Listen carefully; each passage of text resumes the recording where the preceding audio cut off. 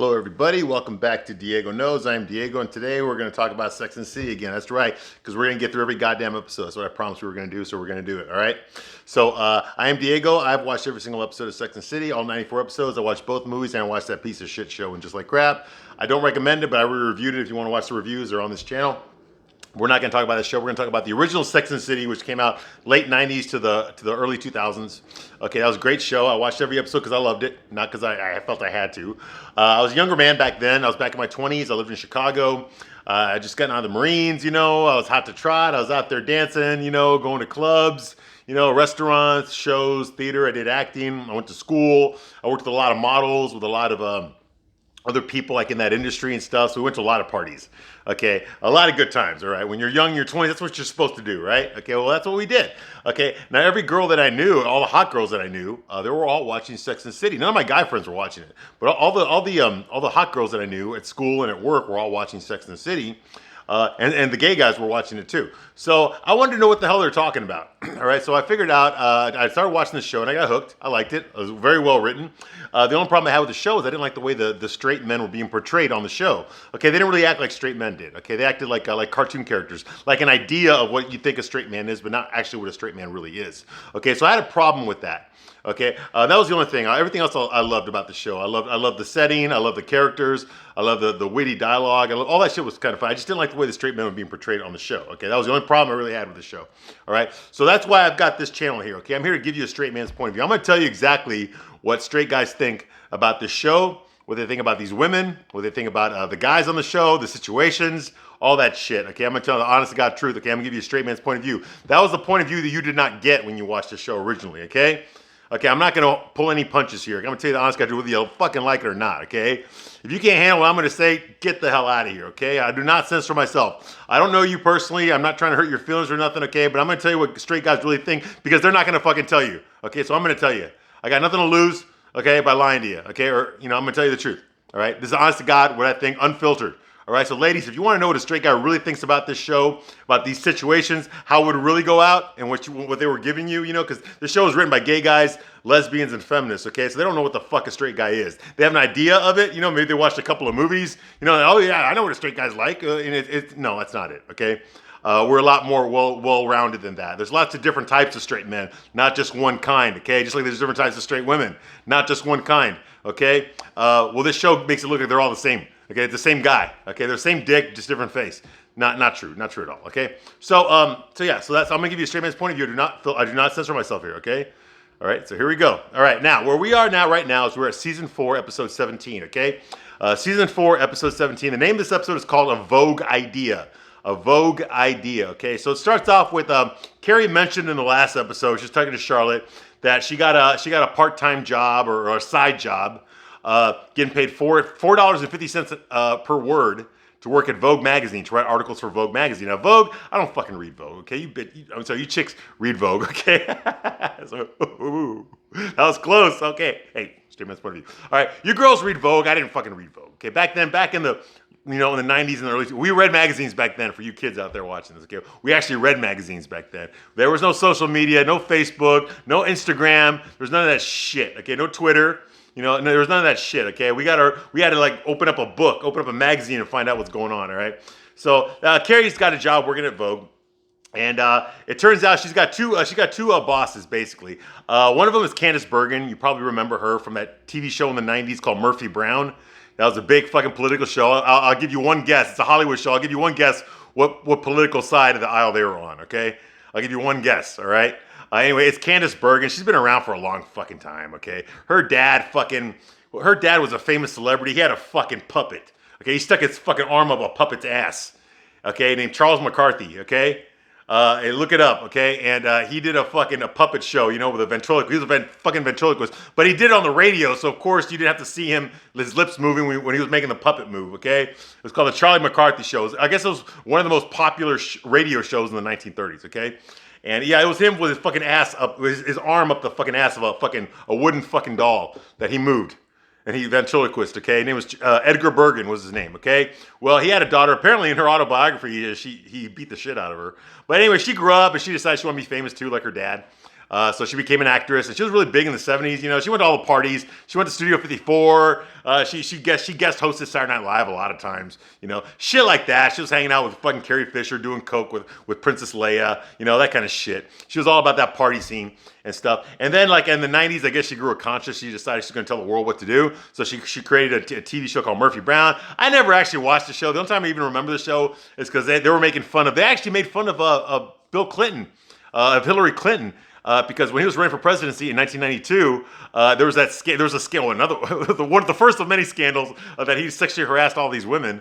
Okay, when he was governor of Arkansas. And Hillary Clinton did this very famous interview where she said, "I stand by my man," you know, like Tammy Wynette or some shit. Or no, Murphy Brown did that. They did an episode where they're like, oh, Hillary Clinton thinks she's Tammy Wynette, stand by your man, you know, that kind of thing. So, of course, they called out Murphy Brown. They called out Candace Bergen on her show. Hillary Clinton did, you know. And so, of course, they rebutted, like, you know, because they were just happy that they got some fucking political exposure for their fucking shitty sitcom. But Jerry, it was a piece of shit sick. I never fucking watched it. Anyway, that's why I remember her from, okay? Candace Bergen, okay? She played a bitch. You remember her probably from Sweet Home Alabama.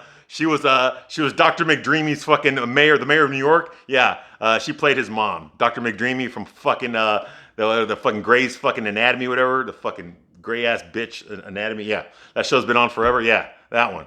You know, everybody became famous except for the main actress. I don't even know her fucking name. Anyway, so the point is that, yeah, you've seen her before. She's been around. You know, she's an old lady now, you know. But anyway, yeah, she's the fucking feminist fucking bitch at Vogue that's criticizing Carrie's paper. You know, she had all these red marks on there. I don't like this. I don't like this. I don't like this. You know, this isn't Vogue. This is what we write here at Vogue. I don't care about you're writing about sex, except you're taking out the word sex and you're putting style in there. Otherwise, this is the same shit you write about all the time. This is not, I do not approve of this. This is not what we want at this magazine. This is not what we focus on. Blah, blah, blah. I don't want to hear about your goddamn dating life or men. You don't know anything about shoes, accessories, bracelets, or men. Okay, you don't know shit about any of this stuff. Okay, now meanwhile, the other guy, the editor, he's an old man. I don't know his name, but you remember him from fucking, he's been in everything. He's been in a lot. He's a character actor. I remember him from One Day at a Time. You remember that show, One Day at a Time? Okay, he was like one of Anne Romano's boyfriends for like 2 seasons or 1 season or some shit. But then he got older. You've seen him, if you ever watched the show with Jennifer Garner, Alias, yeah, he was, I guess he was on that show. He played a major character on the show. I don't know what the fuck it was. But anyway, you've seen him before. I remember in The Negotiator with Sam Jackson, he was like one of the evil cops.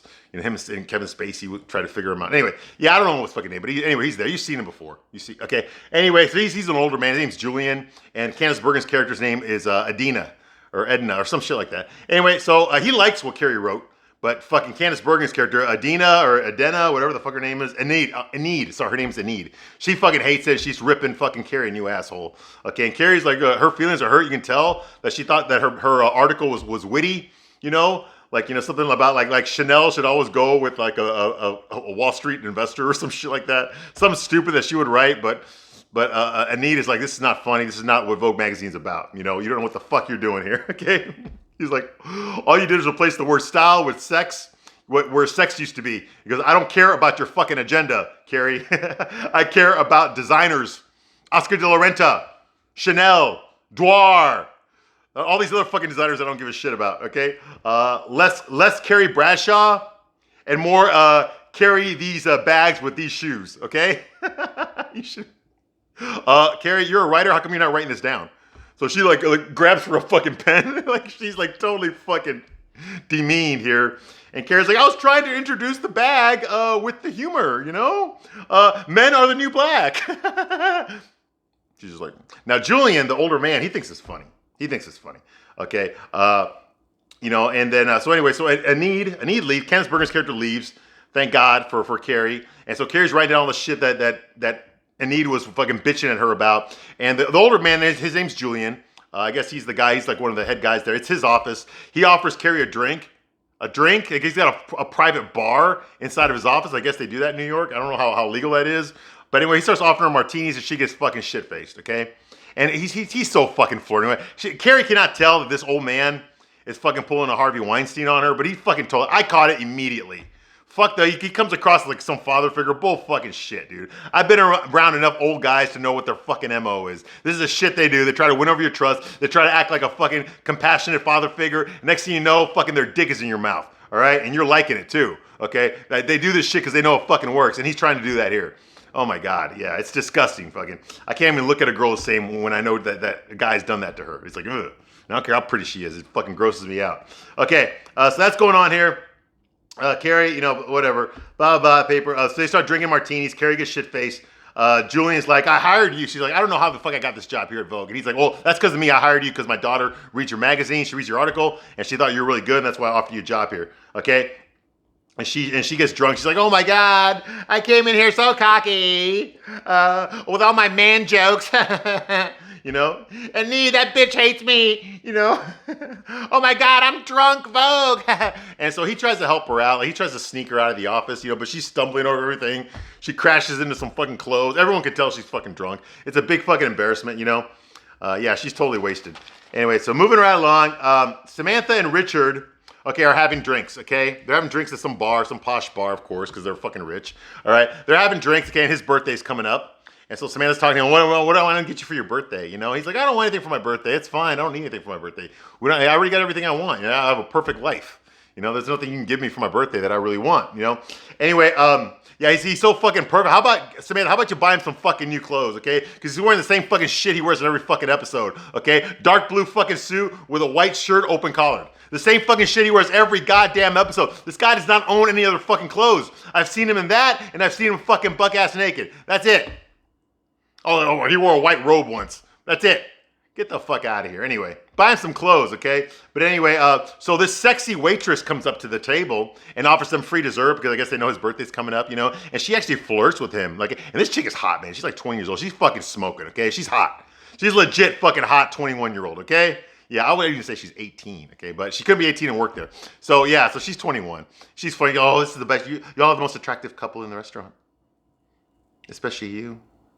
You know, so, you know, Samantha's like, whatever, you know, okay. So, yeah, so he knows this girl wants to fuck him. She totally gave him the fuck me eyes. He's like, you know what, Samantha? For my birthday, I want her. You, me, and her. That's what I want for my birthday. So, of course, so she starts like, she's like, okay, you know. And then, of course, what does she do? She complains to the girls about it. They're having lunch again like they always do every fucking episode. She's like, you know, so is three-way with a 21-year-old a bad idea for a birthday gift? You know, we both know. But, you know, I think it's okay because we both know her, you know, and I'll be a part of the fantasy.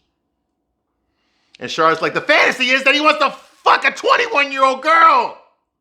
He's old enough to be her dad. You know? And Samantha's like, yes, Charlotte, that is his fantasy. He wants to fuck her. I know. At least this way, I'm a part of the fantasy too. He's like, that's his problem. That's his problem. He wants to fuck her. I know he's attracted to her. Look, he's in his prime, okay?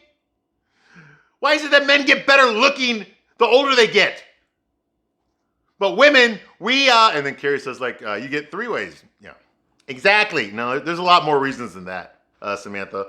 But this show's not going to go there because you're the hero. You're the hero of the show, Samantha. So this show's not going to they're not going to go there, okay? They got women watch this show because it provides them with a fantasy, which is disguised as reality, but it's really a fantasy. But women want to believe it, so that's why they watch this show, okay? They have this idea that if they fucking watch the show enough times, okay, then when they walk out the door, okay, that's just going to happen to them, okay? So that's how they get you to keep coming back, right? No, it's not true, okay? The show's not true. Have you even fucking noticed that all the guys that all four of these girls are dating are the highest end guys in the whole world? They're the 0.00001% of the straight male population. Have you noticed that? They're all professionals. They're all rich. They're all rich enough to live in fucking Manhattan. Okay? They're all investment bankers, architects, documentary filmmakers, you know, publishers, high class, you know, corporate attorneys.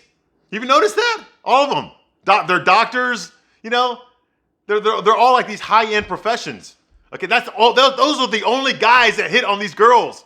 Does that sound realistic to you? Can you imagine her bumping into a guy and finding out that he fucking works at Taco Bell? Do you think they'll ever do an episode about that? Fuck no. Okay? So no, this show's not realistic. Okay. Okay. All right, so Miranda shows up late. She talks about how she's go crib shopping, you know, and she's complaining about it because, she's got to work and fucking go crib shopping, And Charlotte offers to do a baby shower. Miranda doesn't really want to do it. Samantha says, you can invite, Miranda says, like, who am I going to invite to this baby shower? And Samantha says, you can invite all those bitches that made you go to theirs. Good point, So anyway, Miranda's like, are you sure, Charlotte? I mean, with everything that's going on with you, I know how hard you were trying to have a baby and now you're not going to have one. Are you sure you want to do a baby shower for me? And Charlotte's like, oh, I can do it. It's okay. It won't bother me at all. I'm over it, even though I don't think she is, He's like, I'm not, she's like, you've been through, like, I'm not, and then Miranda says, like, I'm not opening anything until you leave, okay? If you want to give me showers, you want to give me gifts, I'm not going to open it until you leave. I don't want any fucking storks anywhere involved in this thing. I don't want, and what I want to eat is fried chicken. I want my fucking fried chicken, okay? It's my party and I can fry if I want to. See how clever that was? Miranda, she's the cleverest one in the fucking show. I say it every day, okay? She's not some fucking fat, unattractive, man-hating fucking bitch who farts all the time and eats with her fucking mouth open every time she's talking to somebody. No, she's a witty, funny, happy-go-lucky, expecting mother. Yes, like she always is, every episode. That's why all the men love her. That's why she's every man's favorite character on this show. Okay, Charlotte has painters. Charlotte has these painters go into her apartment and paint over the baby room. She set up a baby room because her and Trey were trying to have a baby. Now they're getting divorced, so she actually had these painters paint over the baby room. So, and that's kind of, you can tell that it's kind of bothering Charlotte. Okay, because her dream is gone now. So now she's throwing all of her energy into fucking Miranda's baby shower. Because Miranda's having the baby, not her. So all that energy, all that planning that she had for her baby, which never existed, okay, now she's going to throw that into Miranda because that's the kind of person that Charlotte is. She's a fucking psycho. I know she's pretty. I know she's ditzy. I know she's a gold digger, but she's also a fucking psycho. Especially when shit like this happens. And don't blame her on the fucking hormones. She's not taking hormone shots anymore. This is just the way she really is, okay? Yeah, scary as fuck. These women, yes, I would have sex with all four of them if I was drunk and it was a one-night stand, okay? But relationships with any one of these, fuck no. Not even Charlotte, even though she's my favorite one. Fuck no. No. Okay. All right, so Carrie has dinner with Julian, her boss at Vogue, and they're sitting there talking, and she compliments him, and he asks her, is there a man in your life, Carrie? Because that's what you ask your employee, is there a man in your life, Carrie? And Carrie's like, oh, we broke up, he went this way, I went this way, but I'm doing okay, By the way, I've decided that I'm going to quit Vogue. I don't want to work there anymore. He's like, no, my kids don't quit. I teach all my kids, don't ever quit. You never ever quit. Well, so Enid was a little mean to you. So what? What if I could fix this so you only answer to me, you don't have to deal with her anymore? Huh? I teach all my kids, you never quit, and she's like, well, you know what, Julian, I'm not one of your kids. He goes, oh yeah, what about your father? Huh? What would your father say if you knew you were quitting? And she's like, he wouldn't say anything since he ran out on me me and mom when I was 5 years old. So he probably wouldn't say anything, And he tells her, oh yeah, I'm sorry that happened to you. So we're learning about Carrie now. Like, we know nothing about her family. Her parents, brothers and sisters, not a goddamn thing. Now, there was a show called The Carrie Diaries, okay, in the early 2010s. I never watched that show. I don't know what the fuck's going on. Okay, some of you watched it. I never actually watched that show. Okay, I watched And Just Like Shit. And Just Like Crap. And I watched this. That's it. I didn't watch The Carrie Diaries, but I know that she lived with her dad on the show. That's all I know. Okay, it's about how her and Samantha first met each other. All right, so so she said her dad walked out on her when she was 5 years old, her and her mom. So she doesn't know anything about her dad or why he did it or anything like that, So that's going on here. And Julian's like, you know what? Your father leaves you, when you're little, and you spend the rest of your life asking questions about men. Some pretty good insight there. Wow, little Sigmund Freud there. It's actually true. It's actually true. It bothers me so much whenever I see Hollywood push this narrative that the men that kids don't need their fathers, they just need their moms. It's such a fucking bullshit narrative. It really is. Okay, there's a lot of reasons. I'm not going to go into it here. Okay, but one of the biggest reasons they do that is so that the government can get, because single moms make more money, from the government, so you don't need a guy to provide for you. Okay, but the narrative that they usually push is that men don't want to be fathers. That's why they're not right. It's bullshit. Okay, men want to be fathers. Most men want to be fathers. Okay, it's their exes that don't want them in there. I mean, why should the biological dad raise the kid when her boyfriend can do it? All he's got to do is pay his child support, right? It's shit like that. It really bothers me. It's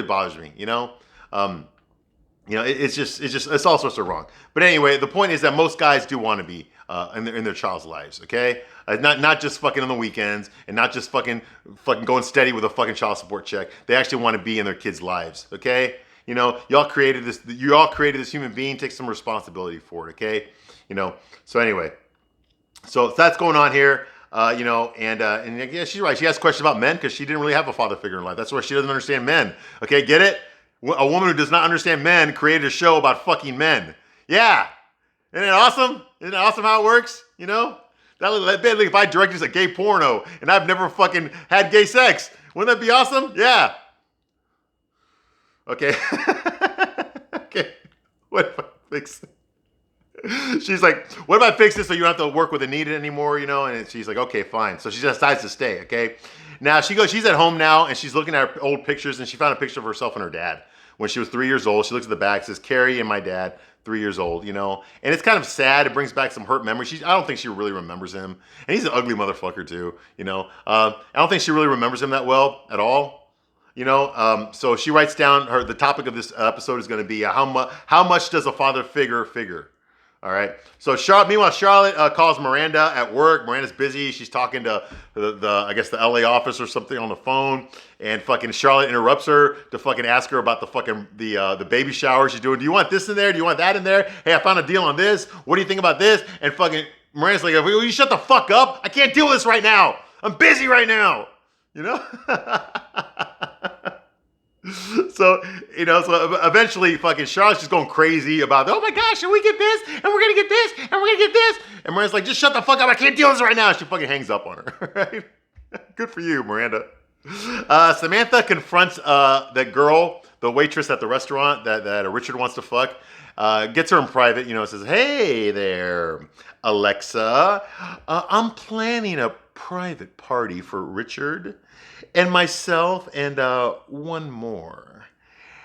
And, you know, a third, if you know what I mean. And I wanted to see if you had any openings. And she's like, I'm wide open. Okay, yeah, because that's what happens in real life. It works just like that, you know.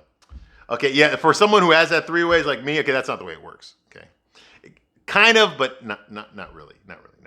Okay, Charlotte goes to Miranda's house, okay, to show her where to put the bassinet, where the fuck that is. I have a fucking baby. I had a baby, you know, he's older now. Okay, I have a baby. You know, I have a little boy, and I don't even know what the fuck a bassinet is. Okay. She shows her where to put the bassinet in her bedroom. You know, the bassinet's gonna go here, and then when it gets older, the crib will go over here. You know, and all that kind of shit. You know, and you know, and now you know, and Miranda's like, well, you know, I don't. Okay, fine. I guess the crib goes there. You know, and she was like, what kind of mom do you want to be? Do you even know what kind of mom you want to be? And Miranda's like, yeah, I want to be a good mom. No. You know, are you gonna do breast milk or bottle milk? Okay, are you gonna be a marsupial mom or a stroller mom? Okay, what about baby proofing? Look at all the sharp edges in this place. It's a friggin' death trap in here. And Miranda's like, back off. You know, pointing out all the things I do badly is not helping me, Charlotte. I just want to enjoy my fucking fried chicken. And you put storks on it? I saw the invitation. I told you no storks. And you put storks on there. It's just one stork, okay? Mostly it's just a duck that I put in there that was smoking a cigar, okay? And that is not baby-like at all, okay? Duck smoking cigars is not baby-like at all. This is some fucking shit, man. I can't even get through this, man. My God, dude. I have a baby. I didn't go through any of this shit, man. Okay? You know, and I told you no storks. You keep this up, and you're going to have a baby shower without a mom in it. Fine. Okay? You know, because that's how girls talk to each other, right? Fine. And then they fucking walk away. Charlotte leaves. And Miranda's like, don't hurt yourself on all the sharp edges on the way out. You know, I'm so glad you girls out there, if you guys really talk this way to each other, you know, I don't fucking know. I think maybe sometimes you do. But yeah, men, we don't talk to each other this way. We don't fucking talk to each other this way. Okay. Just so you know, we don't do this. Okay. This is fucking hilarious. Okay. All right. So Charlotte's about to leave, and she goes like, you know what? You better show up. I'm not going to be stuck here in this place with a bunch of lawyers who can't appreciate a good Budanesca. I don't know what the fuck a Budanesca is, okay? I do not know what the fuck a Budanesca. I don't care what a Budanesca is. I don't know why the fuck they're saying shit like that. It's like they're like speaking a different fucking language. And I'm a father, and I don't know any of this shit. All right. Yeah, what does that say about me? Goddamn, no, I'm a good dad. I'm good at it. All right, so that's going on here. Carrie goes outside of her apartment to talk to Miranda. Miranda goes all the way to Carrie's apartment. You know, why? I don't know.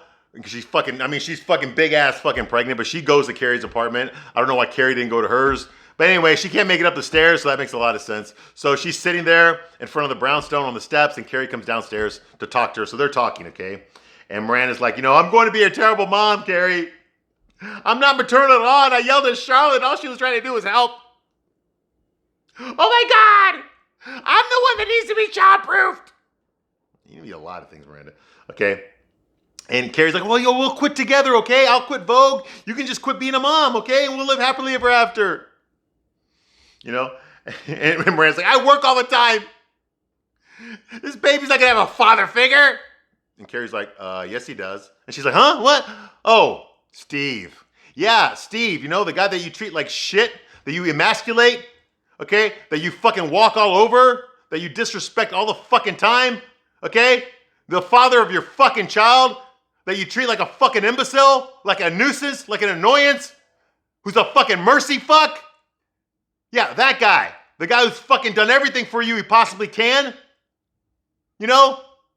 And you treat him like total fucking shit, okay? And now it's his kid inside of your stomach too. And you can't even fucking think about him. All you think about is, oh no, my kid's not gonna have a father figure. You fucking cunt. I swear to God, you are such a fucking cunt. Okay? You've actually got a good guy here and you treat him like shit. And yet all you do is fucking complain about men. You fucking piece of shit. Ugh. All right, anyway. I know I'm talking to you, Cynthia Nixon. But this also goes for Miranda as well. Okay. Anyway. Sorry. Okay. So, you know, so he says like, you know, so Carrie tells her, Carrie tells Miranda he does have a father figure, and Miranda's like, oh, Steve, and Carrie's like, no, I meant you. She's like, you know, a couple walks by and they get pissed off. Okay, they're holding hands and they get upset because they both don't have anybody. Okay, and Carrie's like, do you think my father walking out on my mom is the reason I'm so fucked up when it comes to men? Yes, Carrie, it is. You answered it. Exactly. Okay, and Miranda's like, my dad came home every day at 7 o'clock, and I don't know shit. Okay? So I don't even want to go to my baby shower. And Carrie's like, hey, listen, I fucking RSVP'd a fucking invitation from a fucking duck smoking a cigar, okay? You're going to the fucking baby shower, okay? So, of course, Miranda shows up at Charlotte's place for the baby shower. She says she purged all the storks away, because that's an important part of this episode. No storks, okay? Or else there's going to be some real drama in this episode, and we don't want that. Okay, yeah, and the baby stuff. I guess she purged all. Carrie and Samantha arrive with this big fucking gift. It looks like a cake, but it's a cake made out of diapers. We bought it online. Yeah, I guess that was a new thing back then, right? Okay, it was actually. This is 2002, okay? So yeah, it's a 4-tier baby cake made of diapers.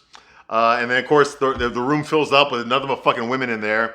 Okay, meanwhile, Samantha's talking to Carrie. She's like, she may be 21. Okay, but I've got 21 years of experience on her, okay? I can fuck her under the table. I can fuck her under the table. Can you? Because she's younger and has more energy. And she's more susceptible to persuasion. Can you? I doubt it. Well, listen, maybe you can't. I don't fucking know. Okay, so yeah, so she says that, you know, she's just renting him. I own. No, you don't. No, you don't. So you do not own Richard, okay? Nobody owns Richard, okay? And then she's like, okay, maybe I don't own him. And Carrie's like, it's more like illegal sublet, right? It's pretty good, Carrie. Pretty good, Carrie. Miranda gets a breast pump. That's one of her gifts that she opens up. Miranda almost drops. They give her one of her guests gives her the baby so she can go use the bathroom. So Miranda takes the baby and puts it next to her. And of course, the baby is about to fall off the couch and hurt itself, but Carrie picks up the baby just in time. Okay, Miranda doesn't even notice. She doesn't even fucking notice. That's the kind of mom she's gonna be. Okay, she even mentioned earlier that when she was babysitting, when she was a teenager, she actually dropped the baby on the baby's head. Yeah, she did that once. So she's not maternal at all, man. Of course not. She's a fucking ugly bitch. Anyway, but yeah, of course. Anyway, sorry. So that's going on here. So she gets a breast pump, almost drops the baby. Carrie picks up the baby and saves it. One of her gifts that Miranda opens up is a baby rattle. It's the exact same, well, it looks exactly like the baby rattle that Trey gave Charlotte when they decided they were going to have a baby. Remember that episode? You know, he gave her the baby rattle as an instigator so they could have a baby. Remember? Well, she sees that. It completely reminds her of that. So she has an emotional breakdown. See, we knew Charlotte should not have done this baby shower. This was more for her than it was for Miranda. We all saw this coming. She sees that baby rattle. She has flashbacks about Trey giving her one just like that. And she runs out of there. She gets all emotional. She runs away, runs into an empty room, and starts crying in the bed. Miranda follows her in there, she follows her over there. And Miranda's like, hey, listen, there's like 20 women out there. We need you out there, I can't do this baby shower without you, Charlotte. I can't do this baby shower without you. We need you out there. You know more about this stuff than I do. I'm not going to be a good mom, but you can teach me how. And she lays over her and puts her hand on her. And goes like, you've got us here. And I can't do this thing without you. Okay. And so Charlotte kind of snaps out of it and decides to get up. And maybe actually Miranda was kind of acting like a mom in that scene. So it might be a good news that maybe she does have a motherly instinct after all. She just needs an impetus to get her for it to come out. Maybe, who knows? I think she's a fucking cunt. And she's going to be a terrible mom. In fact, I know she's a terrible mom because I saw it just like crap. She's a fucking horrible mom. Lets her fucking underage kids fuck in her own fucking place. Are you out of your fucking mind? Anyway, that's later. Okay, so Samantha goes over to, Carrie comes in with the baby. The baby pissed all over her. So anyway, Samantha goes over the ground rules with Alexa. They're back at Richard's place, okay? And they're starting to get undressed. And she's like, this is just sex, okay, not love. And you do not kiss him on the mouth. Only I kiss him on the mouth. But what if he kisses me on the mouth? And then Richard comes out with the fucking champagne and his shirt's open. He's like, hey, ladies, you ready? Which is exactly what I would do too, right? Okay, so she's like, she still got her top on though, but she takes off her blouse. And Samantha looks and goes like, does the same thing and follows him, right? So they go over there and they get on the bed, okay? And they're both on top of him, okay? They're both kissing him, which is kind of cool. It's kind of cool, So they both start on him and it looks like they're competing for him. Okay, while they're on top, they're both competing to get him. And at one point, Samantha just pushes her off the fucking bed. And she hits the bed hard, And we're just like, hey, ladies, relax. Relax. There's enough for me to go around. Which is exactly what I would say, too.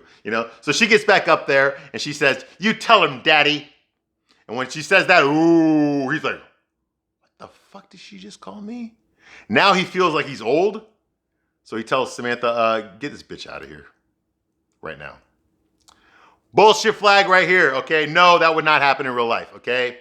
Okay, that's actually a fantasy for a lot of middle-aged men, okay? To fuck a girl that's not underage, but young, Sorry, I don't say no. Not statutory rape, no. To fuck a girl that's younger, like 18, 19 years old, 20 years old, That's a fantasy for middle-aged men. It really is. Okay, it reminds them of being young again. So when a girl talks like that and looks like her, she's 21, abso-fucking-lutely, yeah, you're gonna fuck that, okay? You're not gonna kick her out of the bed. You're not gonna tell your girlfriend to kick her out of the bed. You're gonna fucking go through with it. Now maybe afterwards, after the sex is over and she went home, you can talk to Samantha and be like, hey, you know what? I don't think I want to do that again. I kind of felt old. When she said daddy to me, that kind of made me feel old. It didn't fucking turn me on. It made me feel old, And I'm just not that kind of a guy. I'm not really attracted to young, beautiful women. I like to stay with you, Samantha. Because you're pure. You're not a slut. You're not. You're closer to my age, which is what turns me on. And I know I can't do better than you. So yeah, I think I'd rather just stay with you. You know why? Because you have my heart. And ultimately, when it comes to my sex life, my heart is the most important part about it. And you have that. So let's be a couple. What do you say? Just you and me. I won't be fucking any other hot girls, any hot younger girls. I'll never do that again. I just want to be with you and your 45-year-old ass. You know why? Because you're a whore. because I know you're a whore, because you've probably fucked 1,000 more people than I have, and I'm okay with it. It's fine. It doesn't hurt my confidence or my ego at all. No, not at all. I think it's a good thing, because I know out of all those men out there that you fucked, you chose me. Me. That makes you feel important and special and not disposable at all. So yes, let's do this relationship, Samantha, because I love you. I totally love you. I could only love a woman like you and not any other kind. Okay. So yeah, they become a couple, yeah.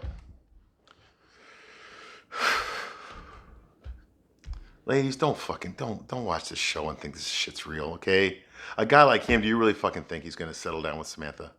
Okay? No matter how fucking nice she is to him, well, she's not always nice to him. No, she's not actually. She doesn't even treat him like a fucking king, okay? She treats him like a guy that she has the right to fucking put in his place whenever she feels like it, okay? And he just plays it off like that turns him on. No, it doesn't turn guys on. It does not turn him on, okay? Not at all. When he's got so many other women that kiss his ass, and he's got the one that's being a total fucking bitch, okay? He's gonna weigh his options, okay? Who do you think he's gonna keep around? The ones that kiss his ass, okay? You know why? Because he can. Because he's in a position where he can actually get a lot of women, okay? He doesn't have to suffer the middle-aged ones that treat him like shit, okay? So no, this is bullshit. But, you know, it's a show for women, right? Gay guy wrote it. All right, so that's going on here. Carrie is getting mentored by Julian, the guy at Vogue. All right, and they're talking in his office. Okay, and he just said, "Hey, have you seen the Vogue's accessory closet, which is like a secret room that has all these fucking expensive clothes in there? I don't know what the fuck they are, but Carrie has a fucking orgasm, going, "Oh my god, look, these Manolo Blahniks! Oh my god!" What does she call it? These are the Manolo Blahnik Mary Janes. They're supposed to be a myth. Ah! And she fucking starts putting those on. He goes around the corner, and then he calls her over. "Hey, Carrie, come over here. I got to show you something." So she walks over there, and he's in his fucking underwear. He's got his pants down, showing off his fucking Versace fucking underwear. "Look, Carrie, come over here." And she's like, "Put your pants on." He's like, "You know what, Carrie? You got a problem with father figures, you know?" She's totally fucking disgusted. He's like, she's like, "You're old enough to be my father. What about your wife?" "Well, my wife is busy fucking our chiropractor, okay? And would your dad wear Versace briefs like this? Of course not. Only I would wear these. You have a serious issue with men, Carrie, and I can help you through those issues. Together. All right, Cookie?" She's like, "Don't call me Cookie. Put your pants up." So I told you he was going to try to Harvey Weinstein her. I knew that from the very fucking beginning. He's just trying to fuck her. He doesn't give a shit about her, So now she decides that she's only going to work for Candice Bergen's character, okay? Anid. She's only going to work with Anid. Now she's not working with this asshole anymore. He's a fucking sexual harasser. I don't know why Carrie didn't call fucking HR on his ass, but she should have. And she's only going to work with Candice Bergen's character. So of course she's criticizing her work, and she tells Carrie like, she says something like, now she's like, "You don't know anything about shoes, Carrie." And she's like, "I know shoes better than I know men, okay? I'm perfect for this job." So they have like a little laugh about it, and then they walk away together. And that's how this episode ends. Not one of the better episodes, not very memorable, total bullshit. But hey, we're getting close to the end here. The next episode I review is going to be the end of season 4, yes. And then we'll have season 5 and season 6 to go through, okay? And then I'll go into the movies, all right? So thank you for watching this long. I hope you have a great day, and I will see you on the next one.